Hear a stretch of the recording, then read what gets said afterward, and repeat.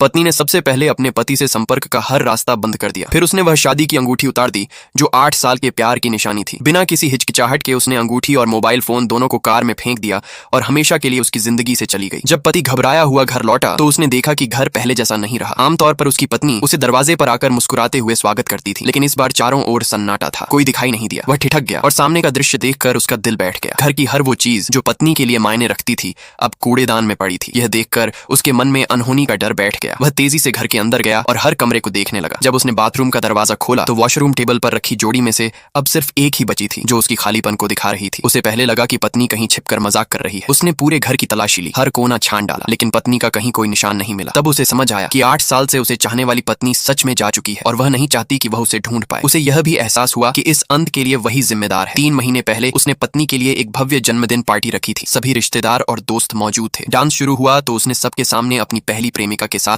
पहला डांस करने की बात कही। दोनों को साथ देखकर पत्नी का दिल टूट गया। पहली प्रेमिका ने जानबूझकर गिरने का नाटक किया। वह तुरंत उसकी तरफ भागा, उसकी चिंता करने लगा। उसने कहा कि हाई हील्स के कारण उसके पैर में दर्द है। उसने बिना कुछ सोचे उसे कुर्सी पर बैठाया और खुद नीचे बैठकर उसके पैर दबाने लगा। यह देखकर सभी मेहमान हैरान रह गए। यह उसकी पत्नी का जन्मदिन था, लेकिन वह किसी और को प्राथमिकता दे रहा था। पत्नी ने कुछ नहीं कहा। उसने बस चुपचाप गिलास रखा और वहां से चली गई। पहली प्रेमिका उसके पीछे गई और उसे उकसाने लगी कि अगर कुछ होता है तो वह किसे चुनेगा। तभी उसने पत्नी को सीढ़ियों से धक्का दे दिया और खुद गिरकर बेचारी बनने का नाटक किया। कुछ ही पलों में पति वहां पहुंचा। उसने पत्नी को घायल देखा, लेकिन दूसरी औरत ने तुरंत कहानी बदल दी कि वह माफी मांगने आई थी और पत्नी ने उसे धक्का दिया। पति, जो सच्चाई नहीं देख पा रहा था, गुस्से में पत्नी को ही दोष देने लगा। उसने उसकी हालत की परवाह नहीं की और दूसरी औरत के साथ चला गया। उस पल पत्नी के भीतर सब कुछ खत्म हो गया। दर्द और अपमान से भरी वह बेहोश हो गई। जब उसे होश आया तो वह अस्पताल में थी।